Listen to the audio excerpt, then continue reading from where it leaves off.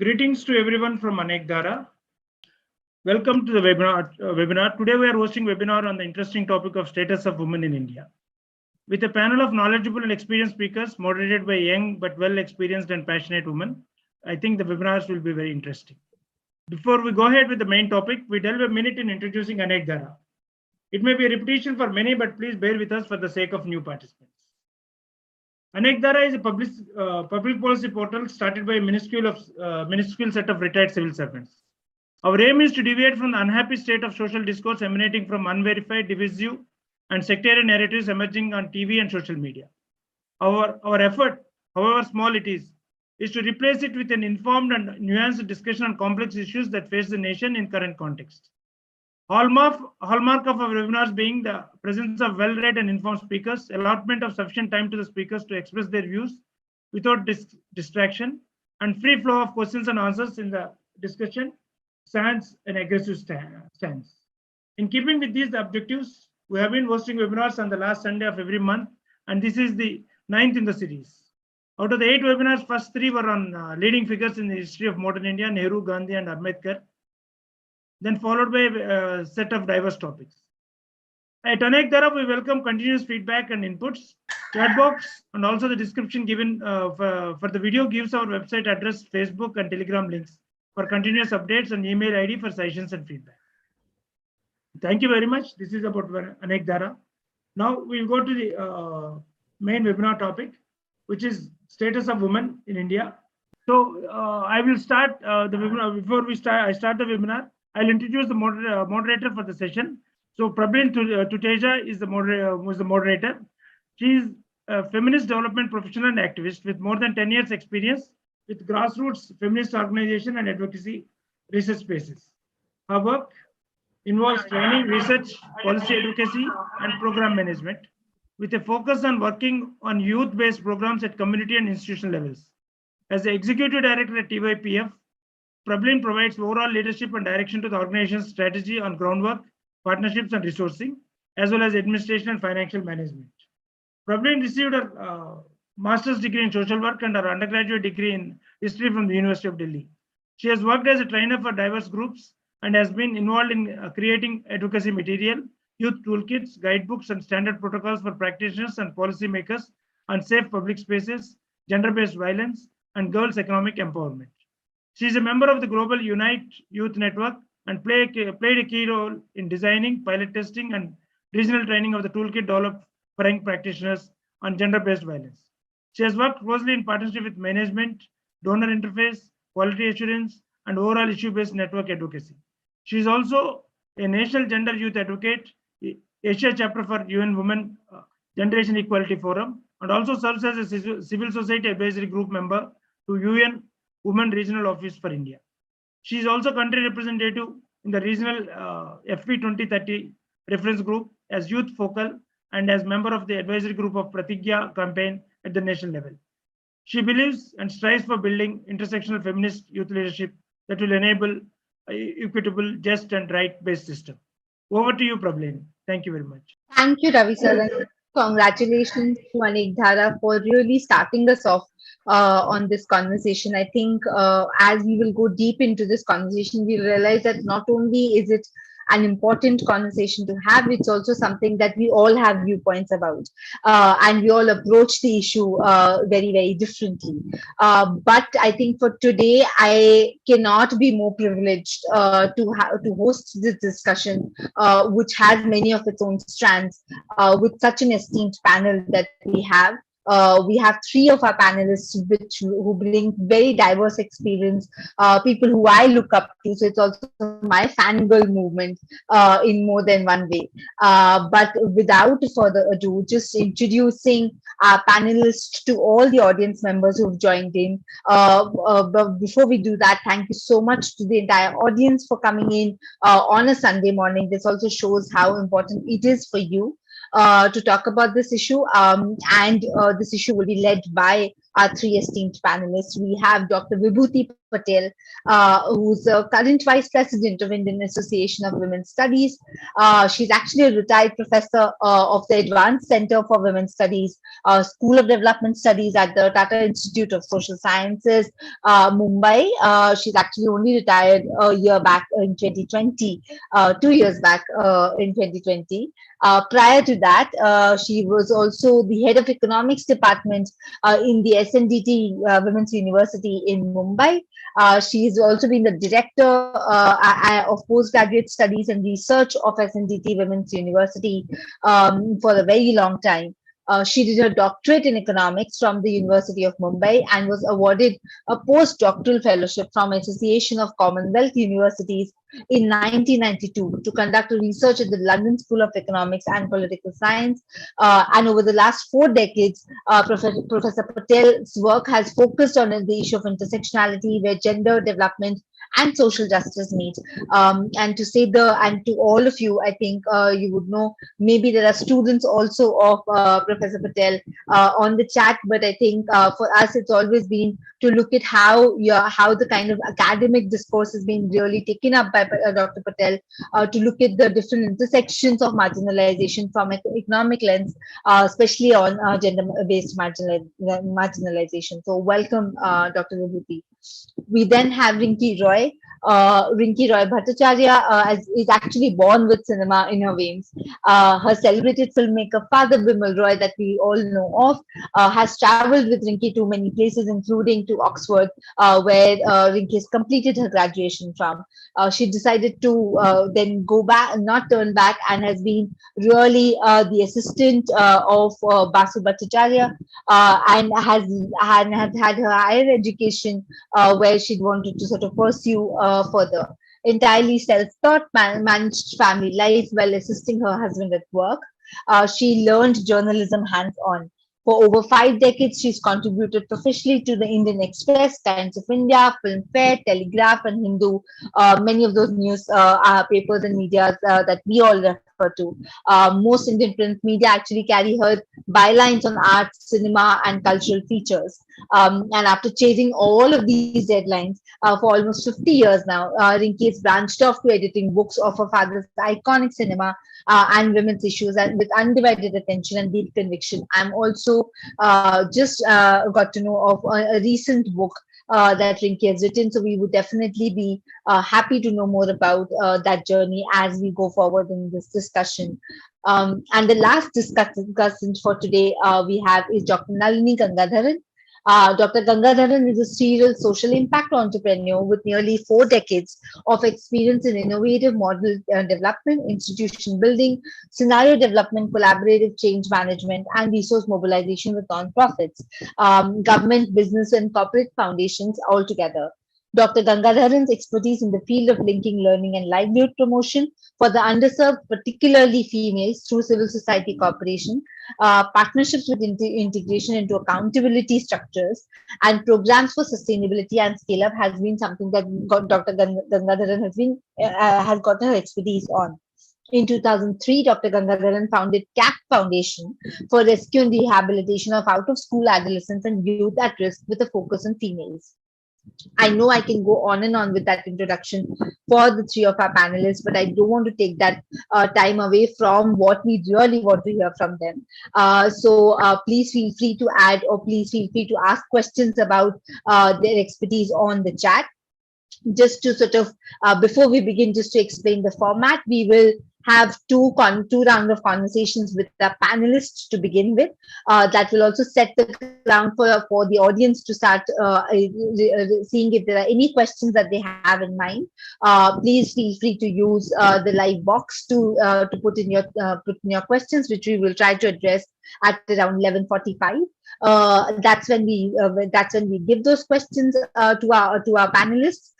Then we have another segment of questions with our panelists back, and then spend about last 15 minutes with really hearing back from the audience again. So please feel free to use the chat as much as possible, and we will go ahead with asking the first segment. In fact, and that's been something that when Anekdhara approached us with this conversation, that let's talk about status of women, and I, for me as a young feminist, and also for, like, I think for all of you more, actually, that the conversation of the fact that there is a status of women, the fact there's women's empowerment, that's become so common now as terms that one uses. I was also a little nervous that, are we really, is it an old wine in new bottle? Is it something that we're bringing new to the table? Why is it really important to talk about status of women now? Is there something that strategically is changing? And I think that's really my first question to the panelists, that we are here to get all together to understand women's empowerment, or to understand status of women. But is it really important? And if it is, then why now? So maybe we start with Dr. Patel, and then we go to Rinki, and then come to Nalini. So first of all, I would like to thank Mr. Ravi Babu and his colleagues, Mr. Sadiq Ali, Mr. Gagarin, and my co-panelists. I greet them, Rinki Bhattacharya, Dr. Nalini Gangadharan, and our moderator of today, the young Prabhleen Tuteja, who is going to anchor the session. We all remember, Prabhleen, your question of status of women. This is the golden jubilee year of appointment of status of women's committee by Government of India. It was in 1972, as per the UN directive, and India was a signatory to the Charter of Equality, Development and Peace of the United Nations, which was signed by 165 countries. India was one of them. And the committee was appointed interdisciplinary committee of over 20 experts in our country. They were there, and the three startling facts which this towards equality report, which is available in all Indian languages, was, and it's there on the public domain, and you can even download it from the internet. And three startling shocking facts which this report brought out was a continuously declining sex ratio, which is also the current reality. In fact, it is worse, because at that time it was 935, now it has gone to 914. And the second one was a declining work participation, because the 71 census showed only 11% women as the main workers. And then the whole debate on unpaid family work started. That I'm not talking of cooking, cleaning, and carrying, but we are talking of collection of fuel, fodder, water, livestock raising, kitchen gardening, which are augmenting family resources. Had women not done such work, then you would have to purchase water, you would have to purchase fodder. No? So that was also not netted in the systems of data collection and indicators. And the third startling factor was that of an extremely high maternal mortality rate and the child mortality rate. We have achieved that. One can say that we have reduced the maternal mortality rate by half. Even the child mortality rate has gone, and Kerala's data can be comparable to the Western countries. They're extremely low in terms of human development indicator. Kerala is the first, because it has reduced maternal mortality rate. So what we see is the situation of one step forward, two step back. So when it comes to women in education, yes, definitely Sarva Shiksha Abhiyan has made a change. All of us, without cribbing, we are giving 2% of our professional tax at source. For the first time in India, middle class is not cribbing about their hard-earned money taken away by of 2%. And we have a very strong kitty of Sarva Shiksha Abhiyan, which started in 2000. So by into 22 years, we have so many young boys and girls knocking at the door of the university system. And India is very proud. If you read the UGC reports, they are talking, millions of women are now joining. They have degree. So they are degree holders. BA, BCom, major general degrees. There is a ghettoization, of course, when the professional degrees and professional colleges where massive fees are charged, capitation fees are charged, women are less. Parents are ready to invest in boy, but not the girl. Girl is always still treated as a pariah then.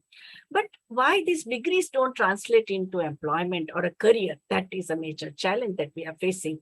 40% of MBA, women in MBA, is such a competitive course, and they are forced to sit at home because of 4 reasons. Childcare. Now India's demographic profile has also become pyramid has become top heavy. We have more senior citizens than the younger. More than 20 states are below stabilization. Their couples are producing less than 2 children.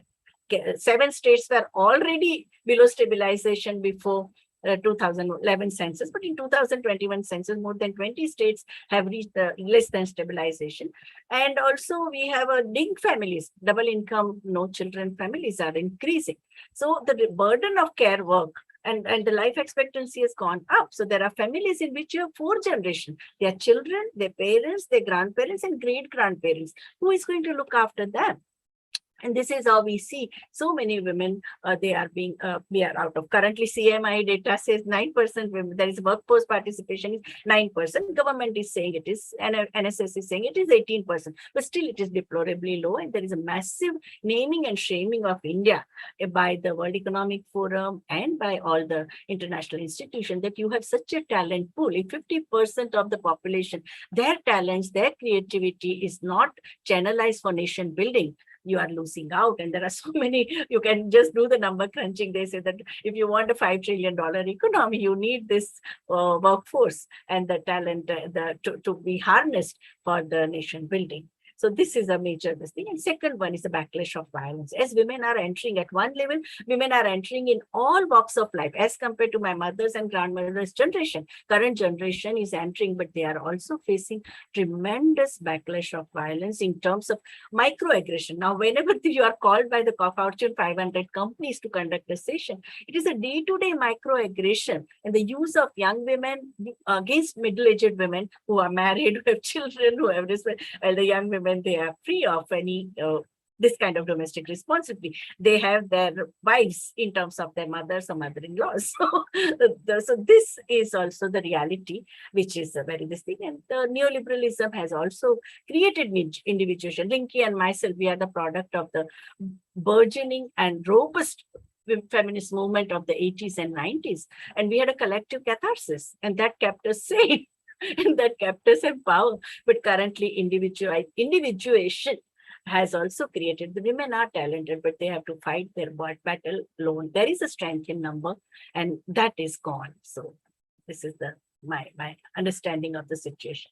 It's not all bleak, but at the same time, there are many, many challenges that we are facing.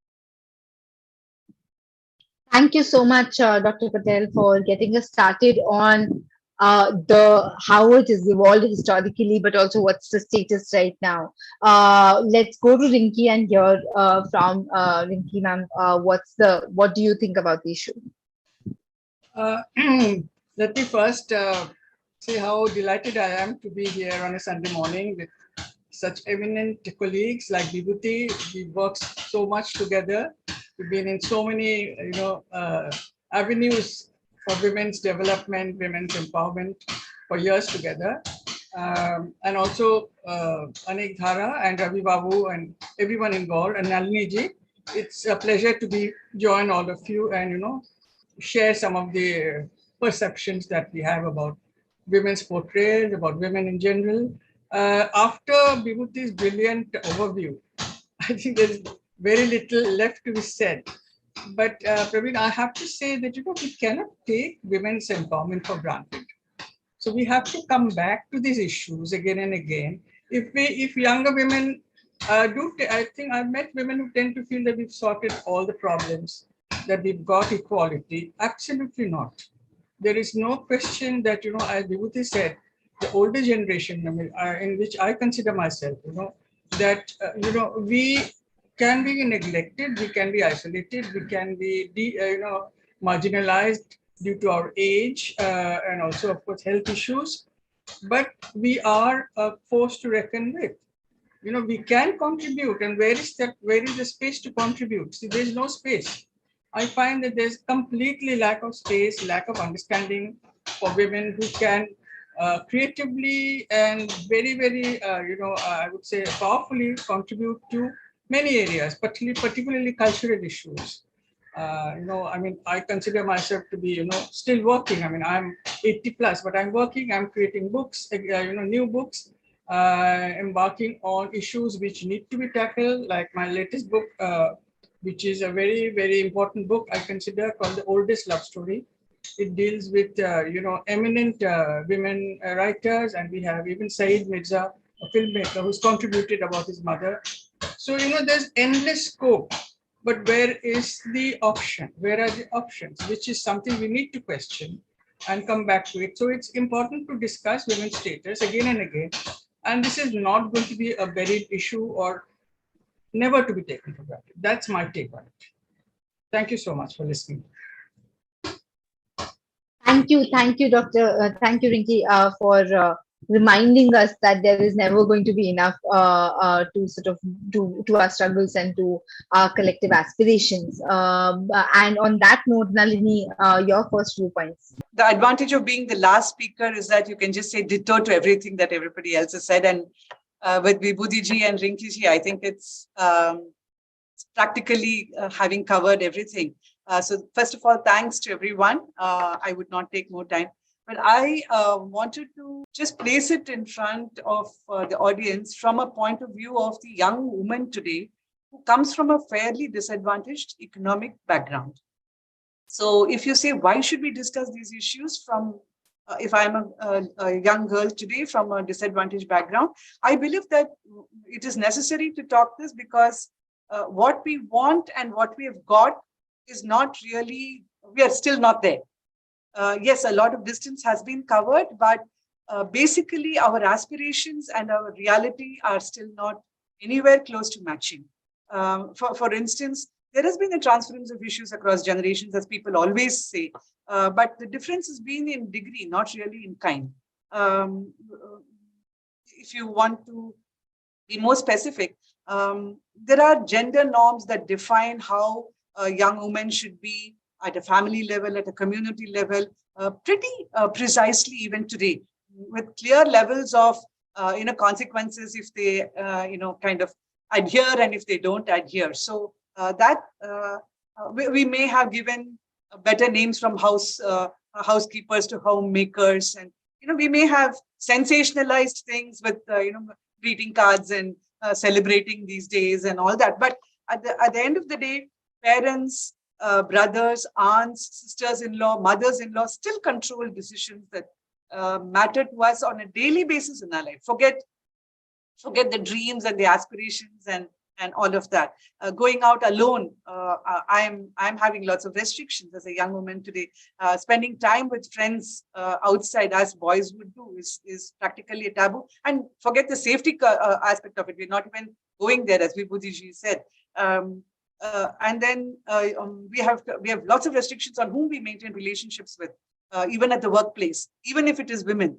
So everything that matters in our life, and with the care economy growing and with the burden of caregiving coming in, marriage, work participation, all these, there may be access that is better today than before, but staying power and continuing power is a huge challenge for the young person. Buying something of my own choice. I've had women saying that I need to go to work just to buy sanitary napkins for myself, and that is not a situation that women should be in today after 75 years of independence. Feminization of labor, and then the increasing feminization of migrant labor, who at the end of all of it have nothing in their hands when they go back after all the struggle. So this is the real story, Prabhleen. And as Rinki ji rightly said, we cannot stop talking about this. As we have come a long distance because the generation ahead kept talking about it, because the collectives took it up, and because there was big noise around this.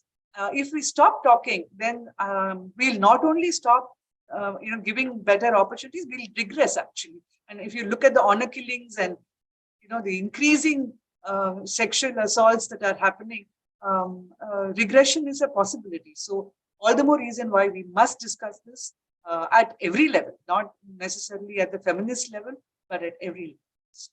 Thanks.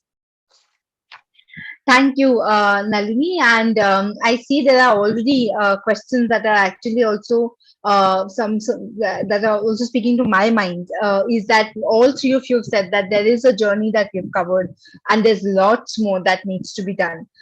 So if one was to, and also picking up from what was asked in the audience, that we do see that it's not just one issue, it's many issues layered in the lives, and gender being the intersectional identity perhaps. But if one was to really understand this further, of what has really maybe not stopped, but what is this whole road from the rights to autonomy and freedom that you were talking about, Nalini, in terms of making those kind of choices, how is it that it's becoming so complicated and challenging? Is there Is there a cultural context to the story? Is this something which is coming from the economics point of view? Where is this really coming? Where are the kind of challenges that we are seeing in this whole journey from taking our rights and rights to autonomy? Maybe we start with Rinki this time, then go to Dr. Patel, and then come to Nalini. Back to you. What was the question? I'm asking that if from this, because we all spoke about the fact that it's a longer journey to sort of achieve the kind of aspiration that we have for gender equity. What are some of the challenges that you've seen so far in this journey? One of the questions that also came into from the audience is that gender has its own intersection between class, caste, and many other identities. So if you want to also pick up from that as a challenge, whether it's the cultural context, whether it's the economics part of it, what is that? What are some of those challenges in the kind of journey that you were also earlier talking about in terms of status of women? Yes, I would, from what I understand, women are always pushed into holding the stereotypical position, whether it's a mother, whether it's a daughter, whether it's a sister, or if it's a toxic mother-in-law. We are pushed into that kind of a position from which, we cannot escape. There is absolutely no road to escape. And as Nalini put out, the most marginalized are people who are the daily wage earners. They have completely no control over their destiny, over their earning, over their emotions, over their life, I would say. And that is one of the saddest part, which makes me question what have we achieved? What have we really achieved? We are talking of women's status, but in the ground reality, have we achieved anything? It's always a struggle. Or even for me, it's always a struggle to break out of stereotype, to convince everybody that yes, I am my own person. I don't have to be, I don't have to wear a sari to, be identified as a mother or a grandmother. That I can, I have a choice in what I wear. I can have a choice in what I think. Those are issues which have hardly been touched upon. Even at my level, I would say at Vibhuti's level, it's a daily struggle. It is a daily struggle. So who do we blame? Is there a kind of a victim blaming, or is there society is being blamed? Yes, of course, class, caste, all that matters. All that matters. Everything pushes us into deeper oppression, deeper repression. So that is the main question. How do we, assert our aspirational values? How do we reach our aspirations? It's a hugely important question, and to which everybody has to contribute. Everybody has to contribute. We have everyone oppressing us from all sides, and the easiest thing is to blame media. The easiest thing is to blame cinema. The easiest thing is to what the kind of stereotype you see on, but those are not coming from anywhere else. They are coming from life. Everything is drawn from life. The inspiration for any work of creation or creating work is from life. Nothing is isolation. There's so much of overlapping. So these are needs to I think we really need to do deep thinking on all this. Thank you so much, Rinki. Nalini, maybe we go with you and then come to Dr. Patel. Essentially, I think these young women have, and I'll talk about the young women because my obsession is with them and from those very difficult circumstances.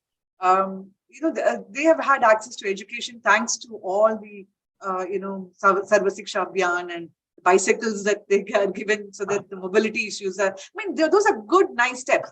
So they start aspiring, they start dreaming, and then they start looking at, the middle class role models, the upper middle class role models, the women's, women role models, and then they start aspiring. Then what happens? All the culture, like you mentioned, the cultural and the familial and the communal forces they start indulging in a lot of self-scrutiny when they want to step out of the defined zone. They start, second-guessing themselves. They start feeling guilty when they start doing something out of the norm. They even lose self-confidence. They experience a lot of guilt especially when they're trying to balance work and life, because they believe economic independence is necessary. They believe that they want it. But when they go out to do it, there are 101 issues that challenge them. And then the assertiveness goes completely out of the life. The decision-making skills are challenged on a daily basis, and they're expected to depend on others. It is almost like they are protected in a sense, but it's actually to make them dependent and with no control over their finances. So at that situation, the real crux of the matter is, yes, they have understood what is the road to autonomy, but they have not gained the staying power to go on that road. So they're embarking on that road, but they don't have the staying power to go there. And that staying power has to come from within them as well as from the situation around them. So they must be able to handle the situation around. So that's where the issue is. It's not that the road is not visible. It's not that the girl doesn't know, the young person doesn't know that this is the path that she would like to take, but she just doesn't. She goes out of breath within the first few yards of taking. Thank you, and thank you, Nalini, for focusing on young women. It gives me a special hat. Dr. Patel. Yeah. So I think major problem that we face currently when it comes to intersectional marginalities and intersectional vulnerabilities of caste, class, race, religion, age, even geographical location, which state you belong to, whether you are in urban or rural area.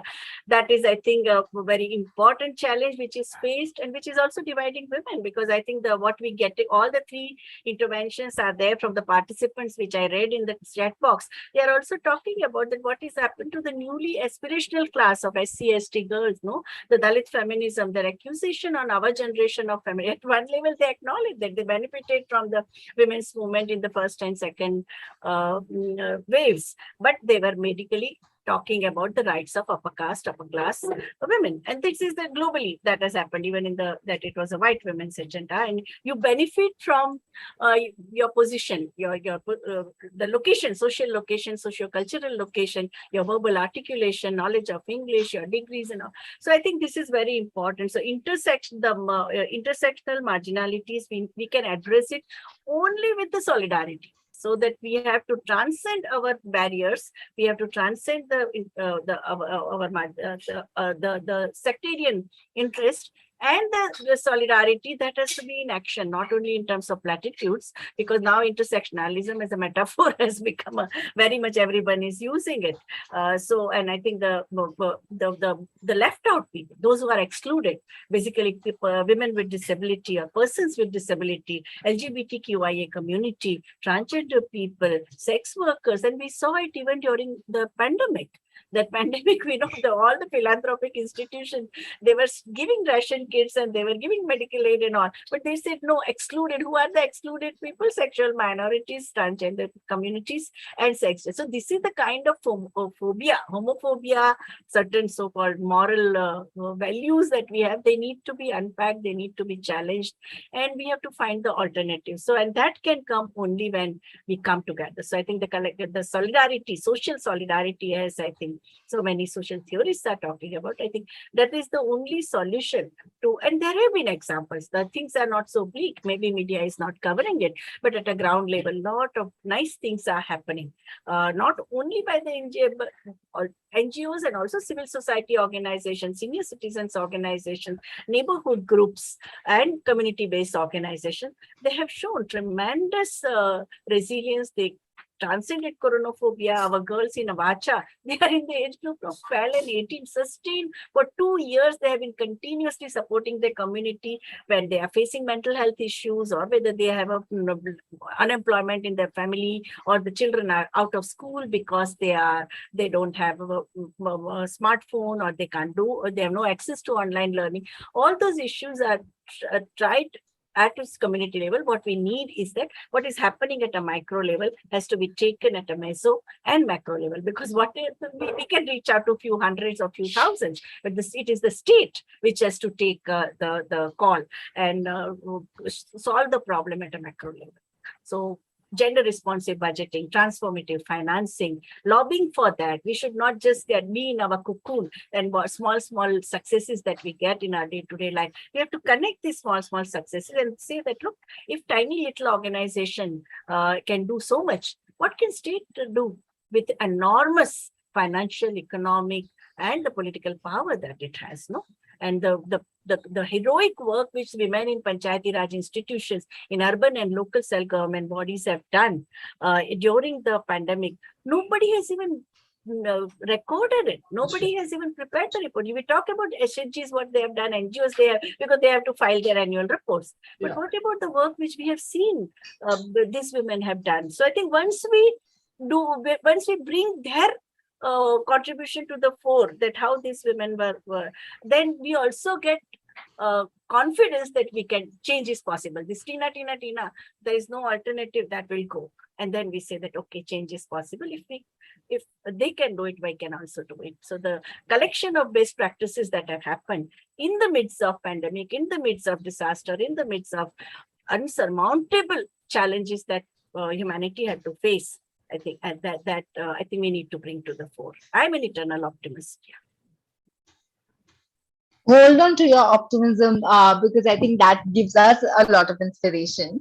And I do have one last question on that, but maybe we pause here. And I know that the audience have been asking a lot of very interesting questions. Some of that, those you've actually already covered.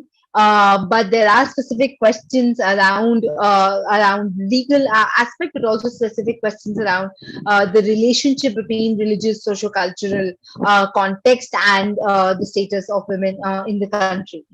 So maybe if we want to sort of talk, any of you actually, if you want to sort of bring up if there's a religious, social context to what is happening in terms of the gender status quo, and how does one really challenge it? Is that the root cause of the kind of status that we've been talking about, or the kind of challenges, intersectional challenges that you all brought up? Any thoughts on that? I would like to say, and I think Rinki will also support me, that a major challenge that we in the women's movement faced was regarding the religion-based personal laws, which treat women and men unequally in 7 crucial areas of day-to-day life, and they vitiate brother, sister, father, daughter, mother, son, husband, wife, and mothers, and the social relations. So the kinship networks, we have 30,000 customary laws. We have religion-based family laws, which are discriminatory in the area of marriage, divorce, custody of child, maintenance, property rights, and identity of a woman, because these personal laws treat women as a perpetual minor. And here comes your first question of autonomy. So that is a major thing. So whenever you had a robust women's movement, we supported, whether it was a Mary Roy who challenged Syrian Christian personal law, Shanaz Sheikh who challenged Rinki, all of us used to shelter Shahnaz when there were announcements in the bastis that uski boti kaat ke kutte ko khilana, no? When she challenged the discrimination for polygamy and this thing. So then we have Lata Mittal and her sister who challenged the Hindu daughters not having ancestral property right as per the Mitakshara law, and they won the case. This one also won the case. Mary Roy also won. Parsi lady, she took 35 years to win her case that you can't use the weapon of social boycott if a woman marries outside the Parsi community, that she got just in 2017. So it's a very, very important, and we live a communal community is very important for us. Kinship is very important for us. So bringing these changes in the customs, tradition, and now that is what the younger generation is going. When you go for the public hearing in a tier 2, tier 3 cities, or in the rural or a district places, or when you go for the training program of the Sarpanch and Pradhans and Panchayati Raj institution, this is what comes out. The kind of barriers that these women are facing, whether they are Anganwadi workers or Asha workers, at one level we put them on a podium, and they get international award from WHO for their heroic work. But the day-to-day life, they face so many hurdles, mainly because of the customs and tradition. Every everyone becomes the moral guardian of that woman. What is she wearing? What is she eating? Whom is she talking to? What time she is leaving home? What time she is reaching? Nobody bothers that what work she is doing, what kind of heroic work that she has done. No, so this is a major problem, and younger generation is increasingly. You are getting like, see, in 18 months, National Commission for Women got 275,000 distress calls, and out of which 25% distress calls were by the adolescent girls.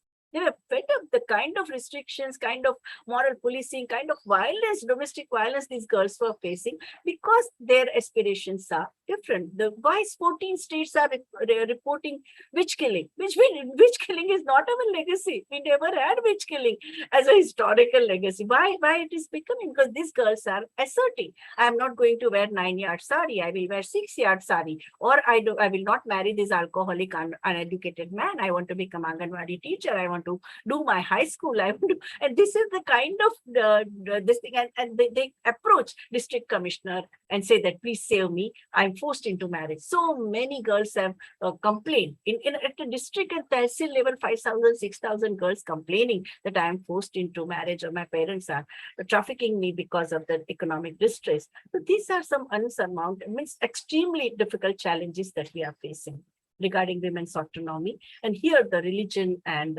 customs and traditions are playing a major role. And we have to deal with that through education, through lateral intervention, through good progressive legislation. And Constitution is always there to protect us. Article 14, 15, 16, directive principles.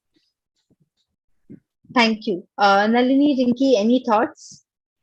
Yes, I completely agree with Nalini that although the road is visible in front of a young woman, that she can progress, she can reach her goals. The backlash is a reality we have to acknowledge. There's so much of backlash. What Vibhuti talked about, moral policing.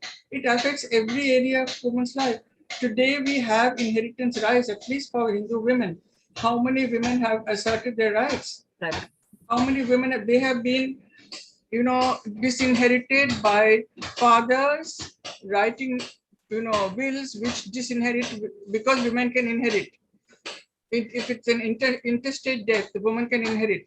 But there are, so many cases where the father himself has discriminated against the daughter and written a will which favors the son and not the daughter. So, this backlash, these are invisible backlashes. We have law, we have all the laws empowering us. But at the ground level, what is happening at the ground level? We have the 498A, but how many people can accept that? People are so scared of the judiciary. People, I am tired of telling women that, please go for your rights. But the huge fear of the judiciary, that laws take long, it is expensive, and, the backlash on women, social boycott, these hold women back. It's a tragedy that, they cannot assert all that they have inherited by our constitution, which is a brilliant constitution and one of the best in the world, and also by social attitudes. We have to understand that the huge burden of, keeping up social facade is always on the woman. She has to play the role of somebody who is caring, who is responsible, who follows the law. It is as though it is her birthright. I mean, she has to prove that to her parents, to her siblings, to the entire society. So, these are things which women find very difficult to shrug off. It's a day-to-day reality. Like Vibhuti is saying, it's a day-to-day reality for women. They cannot shrug these off. And if they do, they're isolated, they're victimized. And, that's the thing. That's a big challenge before us, very big challenge for us. Thank you. If I can add just a couple of points. A lot of Muslim women work in the madrasas to bring girls back to school and skills. Mothers come and tell that we do not want our daughters to go through what we are going through. Daughters understand that, but they go back to doing exactly the situation just continues. And that's why I say it's transference of issues across generations. It's and they're helpless because they are themselves, people who have suffered, but the collective voice is no longer there for them to go to. Again, there are movements, especially in Telangana, where I'm staying in Hyderabad. The police is extremely sensitized to issues of women and girls. Most of our young adolescents can walk into a police station without fear. That's something that has happened across the board. The training for young girls, even at the school level as well as in the basti levels, they can walk into a police station without fear now.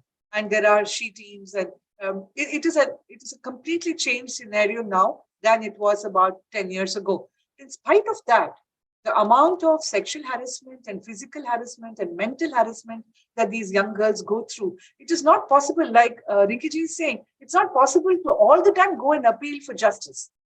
I mean, there are things in life that hold you back.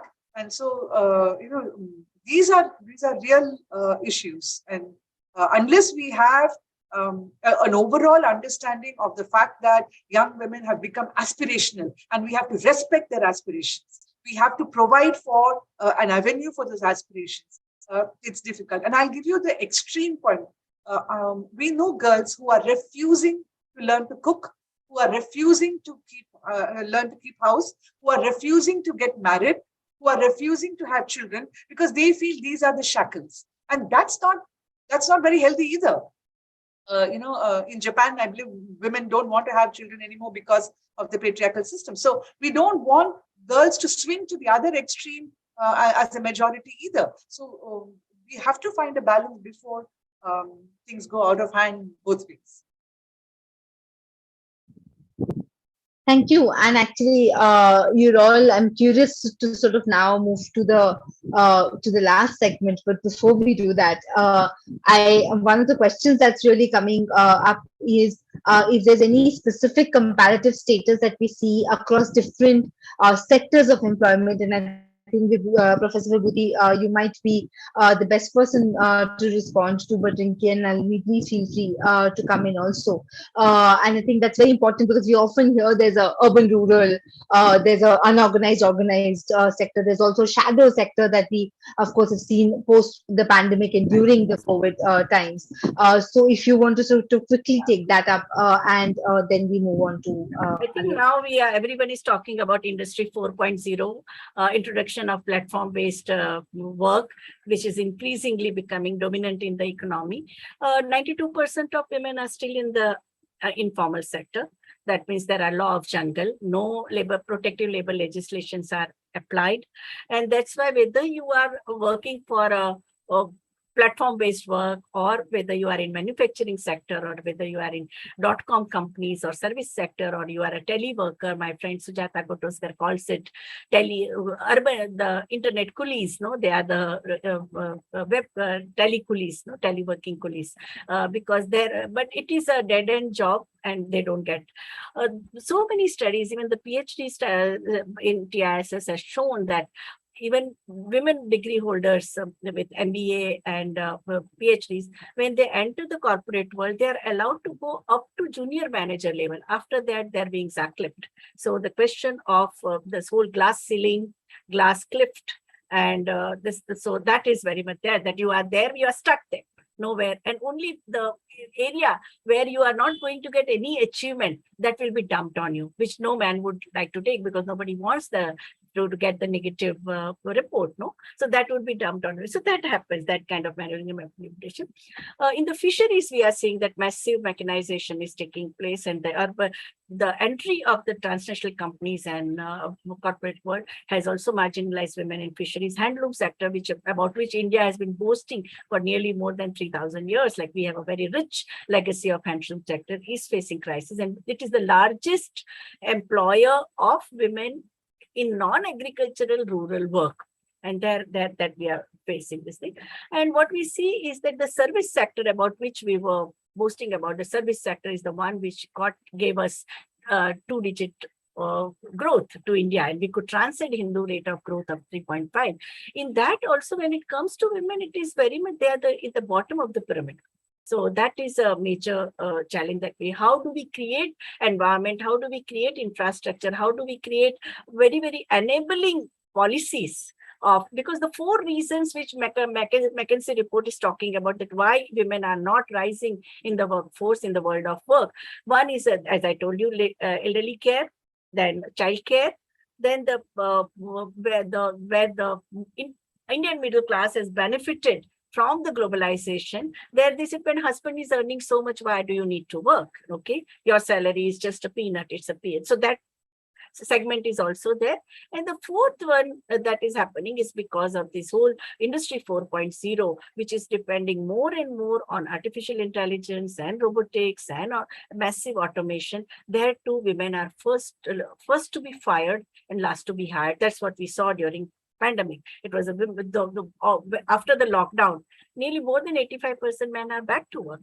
Well, when it comes to women, there are hardly 20-30% that globally also that you see that again gender norms have become more strengthened, because it's that men have entitlement to job. Even in MG Narega earlier, no men were standing in the queue in the villages. It was only poorest of the poor women, because MG Narega wage rates are lower than the market wage rate. But after the pandemic, you have BA and BCom and MSc student youth. They are also standing in the queue. So the officials, government officials also say that when so many men are unemployed, why are you competing with them? Sit at home and look after your patient. No? So and the second issue is that our attitude to care work. We need to create mental setup, and we have to change the gender norm and make is mandatory that redistribute care work. So what we need is to transform the social norm, engage with the men and boys, and convince that why it is important. Gender equality is not a zero-sum game. It is a win-win formula for everybody, for the household, for the community, for the nation. And second thing is to recognize the care work. Measure the time use. For the first time, India has given time use analysis of whole population in 2019, which shows that Indian women are allocating 10 times more time for the unpaid care work than Indian men. Which is even more than the other South Asian countries. And second thing is that reduce the care work through technology wherever it is possible. So that is also, and also pay them, reward them respectfully. Don't treat domestic work or care work as the lowest in terms of wage rate. So I think we have to take measures both in changing the gender norms and also putting in place gender responsive policies, funds, functions, and functionalities. Thank you, Dr. Patel. I know Nalini, can you hear us? Yes, I got disconnected, so I'm now on my phone. This is what happens in Hyderabad. Right. That happens to all of us. Yeah, absolutely. I think a lot of us on the chat are basically asking, we understood the issue, and we perhaps there's also an allyship that one is seeing, that we all believe in the fact that the road is the road to El Dorado, and therefore it's a longer road, and there are many blocks, and there's backlash. There is this whole social-political struggle that we have. There's a religious context that we've all spoken about.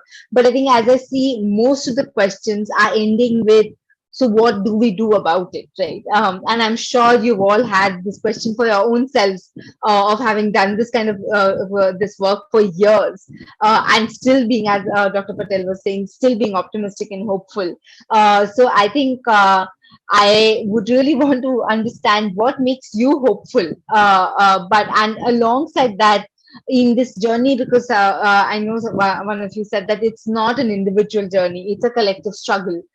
So if you were to sort of tell us about what makes you hopeful, but also tell us how do you think we can contribute, because I think as the feminist movement has always spoken about this term of personal becomes political. So what is that in our personal fronts, can our contribution really matter in just changing the status quo vis-a-vis the gender discrimination that one faces or sees around? So two questions perhaps together, but definitely very eager to know from all three of you. Rinki, can we start with you? You wanted to ask me? Probably. How do you stay hopeful? When I was writing my book on domestic violence called Behind Closed Doors, I came across extremely interesting, information that there was a small little island in Southeast Asia. I've forgotten the name of the island. I mean, it must be in my book, where domestic work was not gender oriented. Everyone did everything. The man cleaned the house, the man cooked, so did the woman. So, and there was not a single instance of domestic violence in that, which was fantastic for me. It was a small little, area, but I think this is something we need to look at. Even when we engage domestic workers, housework, a man would refuse to do jhadu katka. He would refuse to, do things. They think it's a woman's work. See, this is where we need to very, very much turn our focus on that work should not have any gender attachment to that. Work is work, whether it is domestic or it is outside. The work has to be respected and acknowledged that it is equally. That kind of equation that you need at the work level is something we need to turn our focus on. That's something I would strongly hope happens. It gave me a lot of optimism when I read this news, and I think we need to really explore this issue. I mean, I don't know what others think, but Vibhuti, this is something I really felt very empowered. Even, listening to that little information which came from some newspaper cutting or somewhere. Also, I have quoted several media reports in my book. If a woman holds the house is in her name, it's absolutely likely less chance of her being abused, likely less chance of her being domestically, physically abused. So that's also a very key issue, that there has to be something in the woman's name. It gives her a tremendous sense of self-worth, and I mean, people would hesitate to harass her, to abuse her. So this is also something we need to look at. I think these two issues, and they are documented in my book by, reports from Times of India, from Hindu, and, other papers. Also, the continuous objection of marital rape coming up is a very, very dangerous thing. I mean, I can give you a very old film, which maybe we haven't seen, V. Shantaram's film called Dunya Na Mane, in which the woman refuses to be, she's married, and she refuses her husband the right to physically, confront her or use her, because she's saying, I don't like you. The question of, how much are we going to bear? I mean, if you're married against your wishes, and the husband, it's his entitlement. He considers it's his entitlement that, he can, have intimate relationships with the wife just because he happens to be your husband. That is being challenged in a film which was made in 1936. It's a progressive film. These are things we need to bring back into our consciousness. Maybe we will not have access to the old films, but these are things which need to be talked about, need to be discussed when we meet informally, formally, in whatever sense. These are things which really, holds a mirror to what is possible and what is not possible. Everything is possible when you have, the road to know how to tackle it. So, I mean, I will leave you with those thoughts, and, we can carry on. Okay.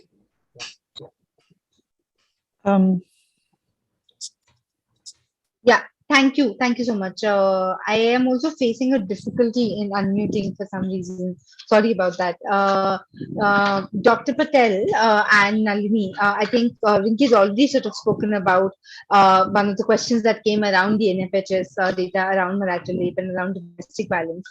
But Nalini, because you've also spoken about young women and their aspirations, changing aspirations around families and marriage per se, do you want to really focus on what are the reasons of this attitudinal shift that we're seeing, and is there any anecdote that you would like to share from that context? It would be super helpful. I believe every solution that we think of, other than being multi-pronged, must be based on aspirational, perspectives. But the aspiration cannot be only that of the young women. Men, boys, brothers, fathers, mothers-in-law, sisters-in-law should all understand how better the world would be if we allowed the aspirational angle to take over. And I think that's the attitudinal shift that we need to bring. The participation of the women in the workplace is going to be one of the biggest levers to their autonomy. But that journey is fraught with challenges which are imposed by others other than the girl herself or the woman herself. So unless the attitudinal shift comes right from the young age in schools, in colleges, in the minds of mothers and the mothers-in-law and sisters-in-law, to enable that young woman to aspire to work towards it and participate in the work world. Ultimately, the participation in the world of work is going to be the solution for not only the woman, but for the society as a whole. And we're talking about economic growth, and we're talking about a huge human talent pool getting wasted. So even in terms of the economy. So essentially, whether it is mobility issues, whether it is economic participation, or whether it is in the educational framework itself, building the quintessential equality perspective in the education system itself. Just utilizing women or utilizing the female and talking about the heroines that have made their mark in the various things is not enough. We have to talk about every young woman having her potential and reinforcing that value in each young woman and the persons around her, that she can be herself in her own right and not necessarily simply in perceived roles, that she does not have to live her life for perceived roles, but for the roles that she wants to define for herself. So unless we bring that discourse into we bring that into the public discourse and we internalize it at our individual levels, I think the solution is going to be still far away. So, thank you, Nalini. I am reminded of this one quote that one used to say of leave no one behind, right? And that's something that has really stood as one of the cornerstones of the movement and in our struggles. And you sort of very beautifully articulated that it's not about that one person or that one young person. There is an intersectional identity, and there's everybody that we really need to sort of talk about when we are talking about challenging the status quo and then moving towards gender equity and justice. Dr. Patel, I'll come to you, and at this point also reminding the audience once again to please send in your questions. I'm sure you have a lot of thoughts. I myself I'm sort of thinking of many strands that have come from the beautiful conversation we've had so far. Definitely reach out on the chat to put in your questions while we hear Dr. Patel now. Over to you. So I think both Rinki and Nalini's point I fully endorse. And I would like to add that what we need is a more women in more powerful position. I think that is the learnings of the Me Too movement, which started in 2016, because it's the women who are at the not in the decision-making power of politics or industry or educational institution, they suffer a lot. And it has been done. When Dr. Madhuri Shah became the first woman chairperson of UGC, she started a program called Women Managers in Higher Education, identifying hardworking, honest, and creative teachers and mentoring them to take a position of registrar or vice chancellor or this. So that is one important thing.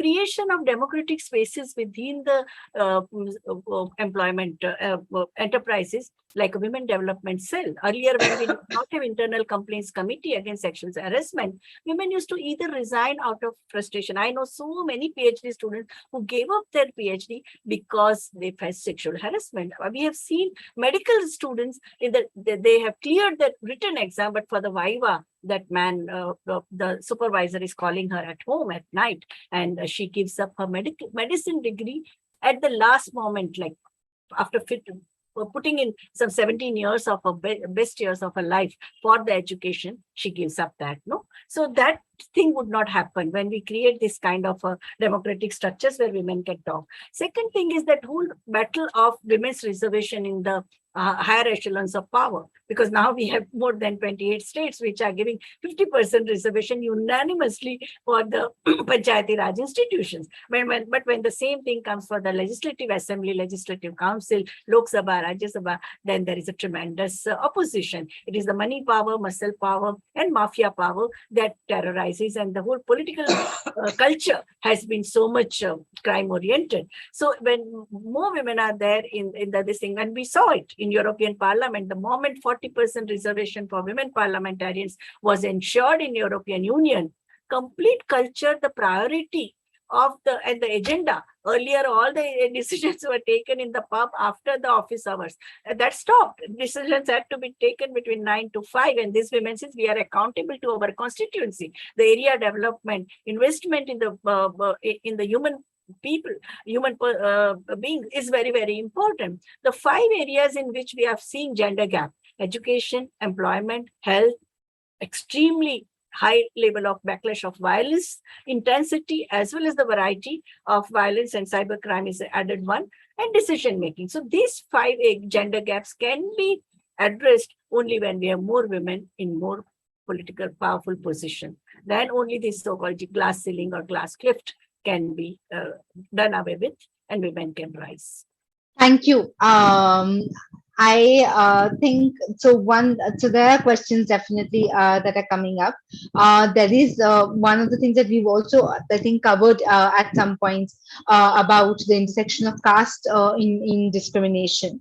Rinki ma'am, there's a specific question to you, and if you would sort of like to highlight an experience around that at the work level, there's a work distribution that we see, which is definitely based using caste as one of the lenses of choosing what kind of work to be given to in terms of distribution. So if you have any thoughts on that, that how do we really bring the culture of work being work and not really being used as discrimination from a caste point of view? Happy to hear your thoughts on that. It's not just caste, it's also from a gender point of view. We keep, in many homes I've found that we keep separate, a set of utensils to give it to people they consider low caste, or particularly in Hindu homes for Muslims, which is ridiculous, which is completely to be not acceptable. And this has been going on. These are things which need to be looked at. I remember a film my father made called Sujata, which is on caste, on a Dalit girl.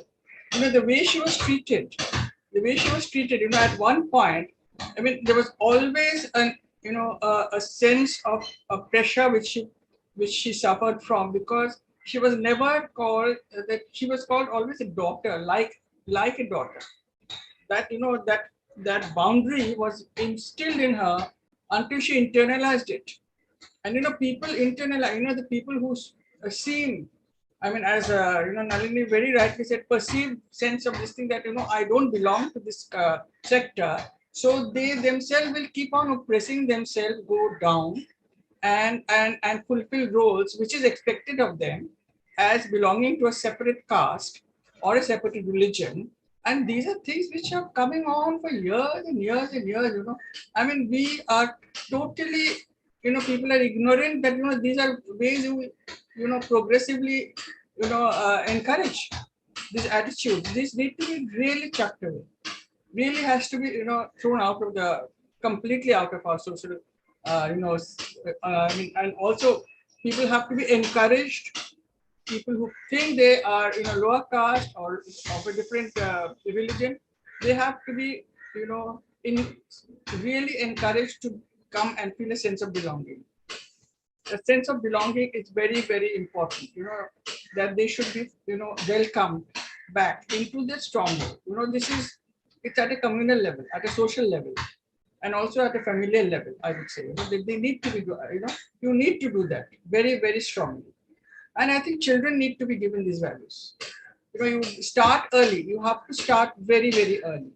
Children have to be given this sense of values that there is nothing like caste, nothing like gender. nothing like religion or caste or class. Children need to be given these values, and they need to be made to read books which give them a stronger sense of the values come up, come about very very into their mind, and they acquire those values. It is very important that we do, and even I would say even domestic violence has to be seen from a child's point of view. How a dysfunctional family works, how how do contend with those things. These have to be given very early in life, very very early in life, and it has to be at the family level, I would say. This is Thank you.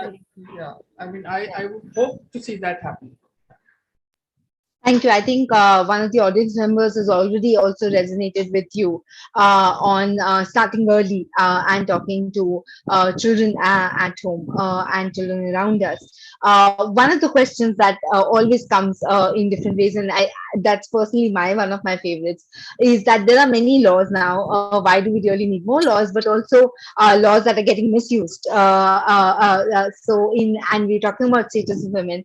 And thank you for bringing that question, because I know that with all good intent, I know that this is one of the questions that we've also faced as the feminist movement, is that now there is, and that's how we started, that now the status of women has increased, their laws also, so why do we really need to? It's actually men who are now getting more victimized in that sense.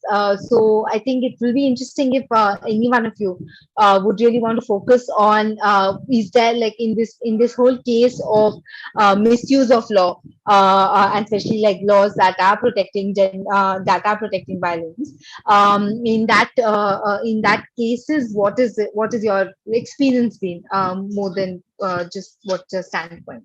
So I would like to say that for any misuse of law has to be punished, whether it is a tax evasion or breaking the road rage or murder, anything. So we have criminal law, labor law, and civil law. Okay, we finish that. Same thing applies here. But the myth of women misusing the law, I think, doesn't bear any. This thing is not data driven. If you see the National Crime Records Bureau's data, how many people are punished? Okay, 498, less than 2% of punishments take place. One gets arrested and released, that's it, and bail. So that is a one very important. So we can't camouflage using this argument the actual reality of horrendous this thing, which NFHS 5 has proved, 45%. And you see the opinion poll where the young people, they are saying that 85% of, what are the 7 reasons for which women can be beaten up?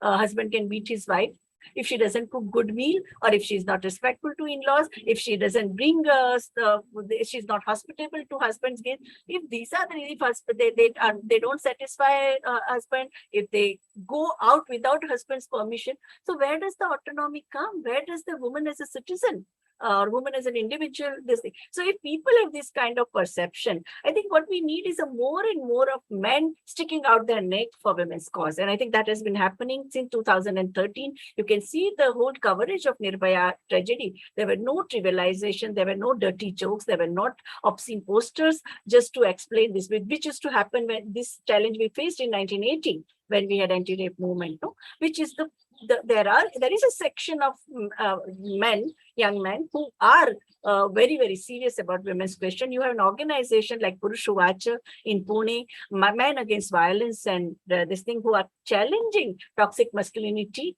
and hypermasculinity, and their play Mard Ko Dard Hota Hai.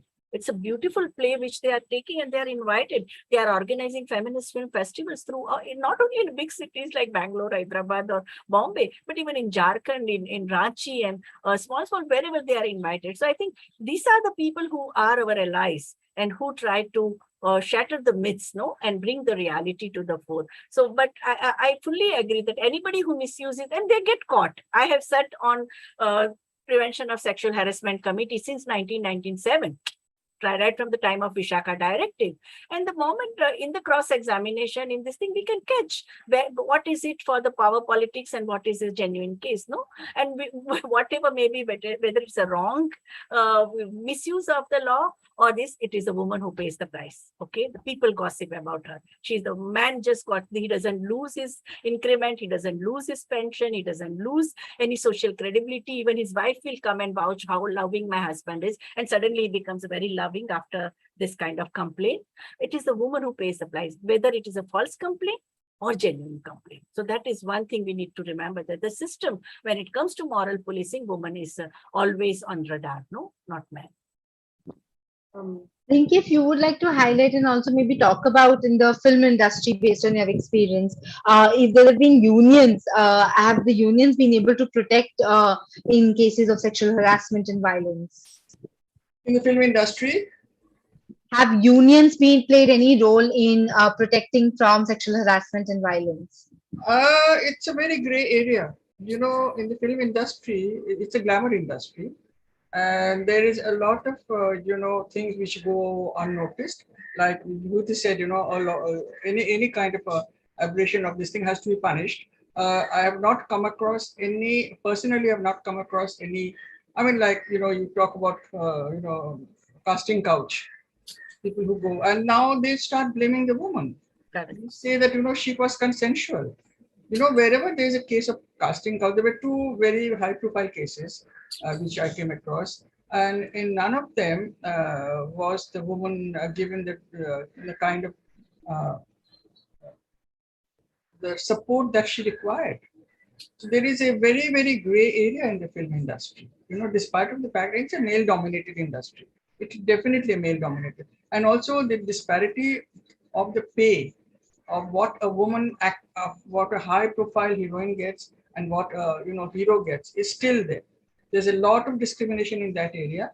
I mean, I was very surprised to hear that in a country like Egypt, a woman star gets higher pay than a man. It was fantastic to hear, but we haven't got that in our country yet.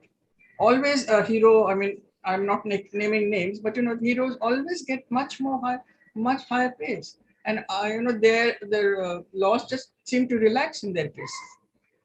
And they're given every kind of hearing, they're given all the support that the system can give them compared to a woman. So I don't think there is any gender justice in the film industry. Very little. Please go ahead, Nalini. I would just like to add one sentence to what Rinki said. And I think that's why the learning of Me Too movement, the self-organization of women, self-help is the best help. And that in India is happening only in Kerala. Women artists have come together and formed their own association. And now they are taking all this misogyny and the sexually violent behavior of men, whether they are producers or directors or actors, they are taking them to task. There is polarization, but I think it's healthy that things which were under the carpet have come to the fore. Oh, that's great to hear, Vibhuti. That's wonderful. Yeah, they have formed their associations. Yeah. Yes. So, they are survivors of rape also. She's the one who started. I think she's also a superstar. Okay, fantastic. That's very good. A very quick word on the law and whether it's a deterrent. This recent, not recent, but almost recent thing on maternity leave. We are talking about more and more women getting into the organized sector and having to stay there. Now, this is going to be a big deterrent because a lot of companies, employers, particularly the small enterprises that are covered by that law, and HR people, they lack the sensitivity to say that this is a long-term investment that we have to make. And this should be built into the cost of doing business.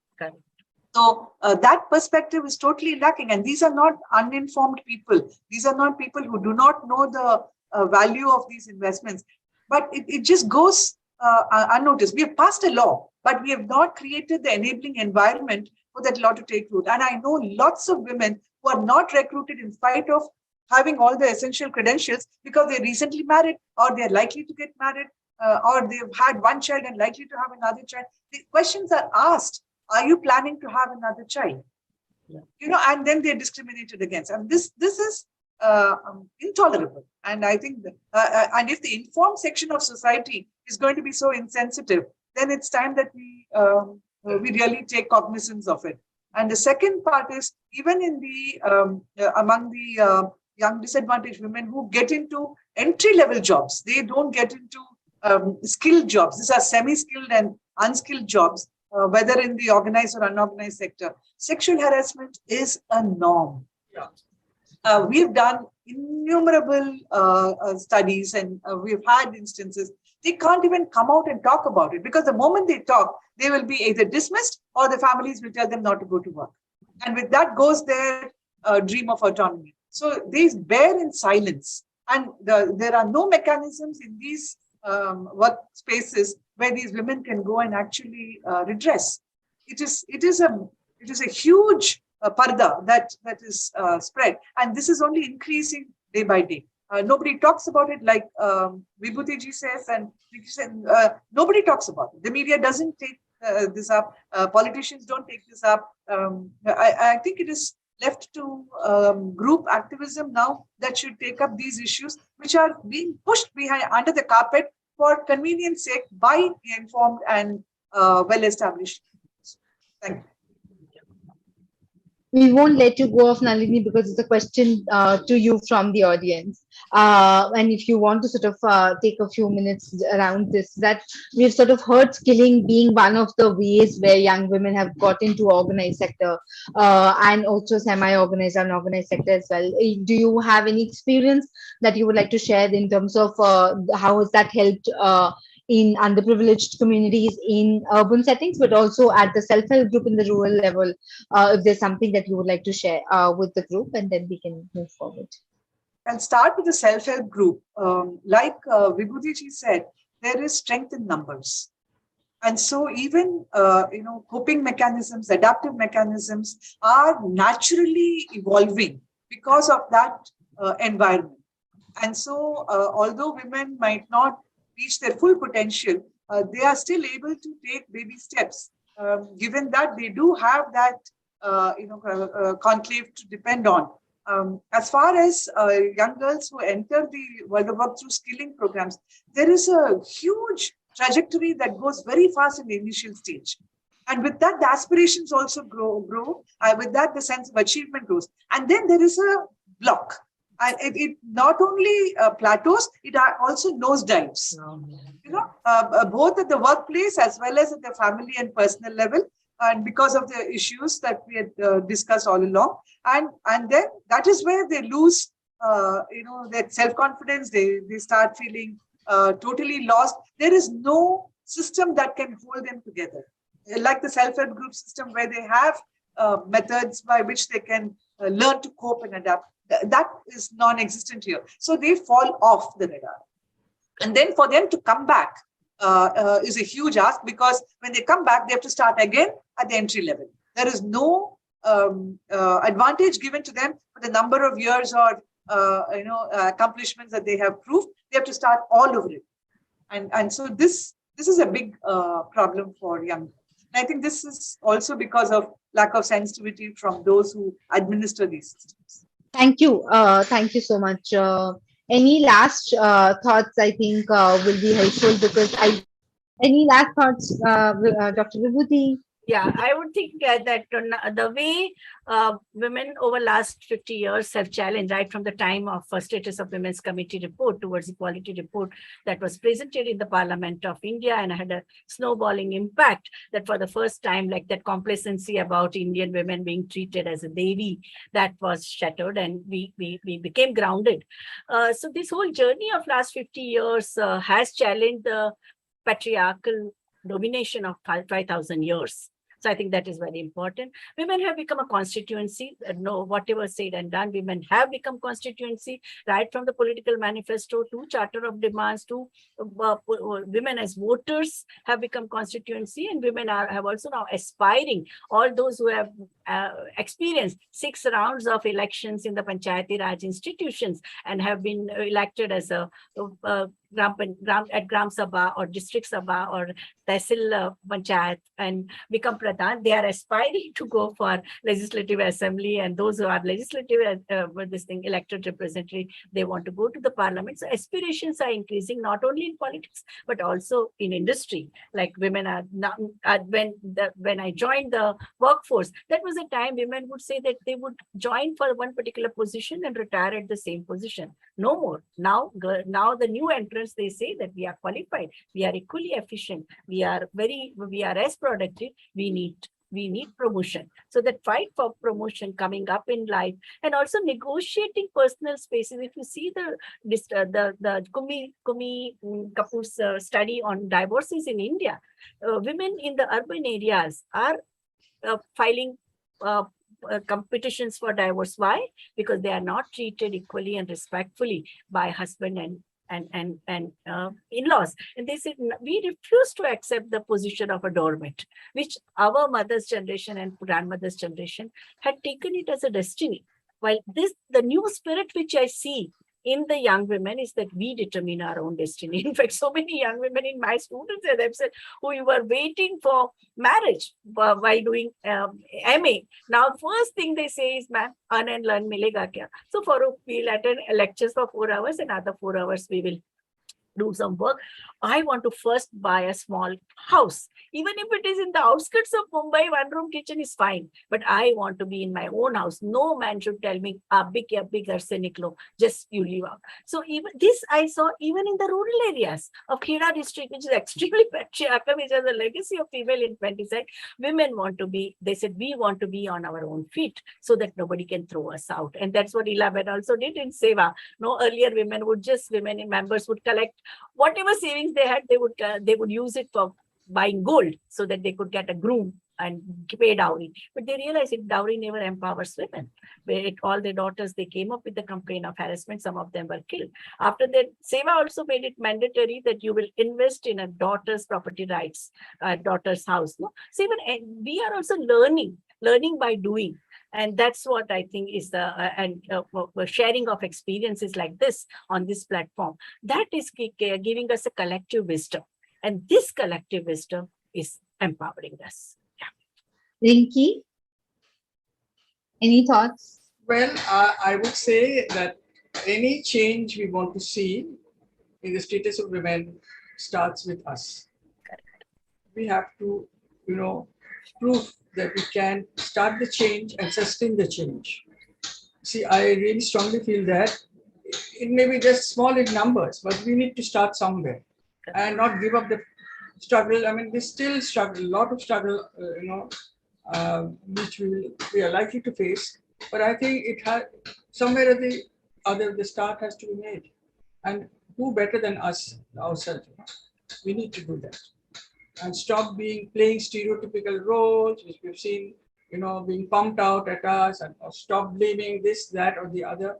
We have to continue to whatever we aspire to be. Of course, there is definitely struggle. There's going to be confrontation. There's going to be any amount of obstacles. But I think this one lifetime, after all, we just have one lifetime in which to be ourselves, to make it work. So that's what I believe. Thank you so much. Thank you, and it's been a lovely, lovely. Vibhuti, it was wonderful to see you. We'll be in touch. I know, definitely will be. Yeah, bye. I've been reading about you in so many. Okay. Yeah, but I think we should start very early, Prabhleen. I think we should make education accept rights is something that's come into the discourse, but it has to go beyond rights and beyond empowerment to actually make it more accountable for women. Absolutely. And the definition of women. Because it has to reinforce that the young woman can be perceived in her own, aspirational perspective rather than in perceived roles. I think that kind of an attitude should come right from schooling levels. And if the children are changed, they will change their parents, and then the next generation will be beneficial. Otherwise, we'll continue to talk of rights and abuses. We'll never be able to go into the autonomy part. Thank you. Bye. Thank you very much. I also enjoyed this, and I learned a lot from I learned a lot, yes. Yes, from So Rinki. did And I hope we can meet soon. Yeah. Thanks, Prabhleen, and thanks, Ravi Wonderful Babu. meeting. Yes, yes. I don't have words. I mean, I had thought of picking up one thought each from the panelists to really bring up to a conclusion. And I don't think I'll be able to do justice to that because there's been a plethora of information, of thoughts, of perspective that all three of you have shared, and beautifully so. I think the from where we started the conversation on talking about just is there an ambiguity in talking about status of women to bringing about the whole question of intersectionality and then taking the debate about to this from a gender lens, which really brings me to perhaps with just the understanding and the time that we've had that it is not about a particular constituency, it's about the age discrimination that one faces. It's about discrimination based on sexuality. It's based on discrimination based on people's choices around marriage, around economics, and the work that people do. Caste, I think, and I think with what is really stood is that there is solidarity that we need to have in transcending minority realities, because I think the call to action that all three of you have beautifully laid is that you cannot talk about one struggle, one movement, one constituency. It's about collective struggles, collective movement, which will lead to the road to freedom and autonomy. And I think there would have not been as enriching discussion as this without either of you. And I think that's just been the beauty of this conversation that we've had today morning. And really brilliant thanks to all the audience who sort of brought in their questions. I think each of the questions was so distinct and different, from really talking about what is happening at the current status to what do we see outside in the world to also are the challenges that we face. And sometimes I think this whole question that stays with us, that how do we really stay hopeful? And I think with the three of you as a young feminist, I think there is no other way but to really be hopeful of the fact that there have been people who've held the line so strong that it makes us feel not only passionate but also aspire to really walking together in this whole movement of gender equity and justice, and then thereby looking into freedom and autonomy. And I think that's really what I take away, and I'm sure all the audience also takes away, and all the colleagues at Anekdhara. I think I don't want to sort of I don't want to take away the honor from either of you to say that this is the synthesis. I think it's not the end of this discussion; it's the beginning of a dialogue and discourse, and also a beginning of the fact that there is a road that we need to cover, and we will cover it together. So thank you so much for this solidarity and for this collectivization. To all of you, to Anekdhara, and to the brilliant audience that's been there. Thank you so much. Thank you. Thank you. Now I take this opportunity to propose formal vote of thanks. Prabhleen has already done my job, actually, but then from Team Anekdhara, I'll just propose the vote of thanks. I thank Professor Vibhuti, Mrs. Rinki Roy Bhattacharya, Dr Nalini, and Mrs. Prabhleen Tuteja for the cheerfulness with which they accepted our invite. It is just a small mail without any previous contact, but they came forward quite actively, and then they participated. And then the passion with which they shared their views on the topic. It is not that it is just as an academic exercise, but it is a passion and a commitment with which they showed, and also showed different paths in which one can achieve women's empowerment in this context. I'm also thankful to Anju Dubey Pandey, who unfortunately could not join us in the panel or in the webinar. She's formerly with the women in UN Women in India. She is the invisible hand who facilitated all of this webinar, putting all this panel into place. We are also thankful to Mrs. Shreya Rao and Mrs. Johar Rawat, our young design team, for their wonderful role in logo and poster design, and also to Sri Sadiq Ali for his continuous support in technical matters. But last but not the least is the acknowledgement of the wonderful support from the audience. You are our inspiration, and we are thankful to you for returning to our webinars every month, and thanks once again. Finally, we conclude this webinar with announcing the topic for the next month. that is on the 28th of August, again, this last Sunday, nature and national development. Can they go together in India? And the webinar will be addressed by two eminent speakers. One is Professor Mahesh Rangarajan from Ashoka University. He will speak on nature and the nation, history, ecology, and Indian futures. And then Professor Harini Nagendra from Ajim Premji University. She will speak on ecology and the Indian city, contestations and collaborations. Thank you once again to one and all. Thank you. Thank you. Thank you, everyone.